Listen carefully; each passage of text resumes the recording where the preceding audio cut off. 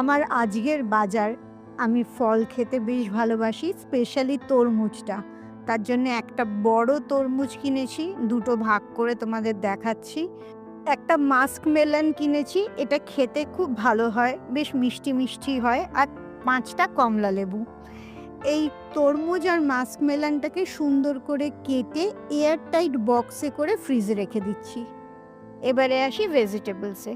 সেরম কিছুই কিনিনি, পেঁয়াজ, রসুন, একটু বিনস আর গাজর। কারণ ভেজিটেবলসটা বেশিরভাগ দিনই আশপাশ থেকেই কিনে নেওয়া হয়। তাই জন্যে একসাথে অনেকগুলো ভেজিটেবলস কিনি না কখনোই। নেক্সট আসছি মাছ মাংসে। 1.5 কিলোর মতো মাংস কিনেছি, 1 কিলোর একটু বেশি একটা কাতলা মাছ কিনেছি, কিছুটা চিংড়ি কিনেছি আর লোটে মাছ কিনেছি। এই সমস্ত বাজারগুলো ভালো করে ধুয়ে আলাদা আলাদা করে বক্সে করে ফ্রিজে রেখে দেবো, যাতে দীর্ঘদিন ধরে আমি খেতে পারি। প্রথমত হচ্ছে বাজার যাওয়ার সময় হয় না, বাজার থেকে এসে এগুলো ধোয়ার সময় হয় না। তাই জন্যে একবারে সব এনে রেডি করে বক্সে করে ফ্রিজে রাখি। আর এটা কবে শেষ হবে সেটা আমি নিজেও জানি না।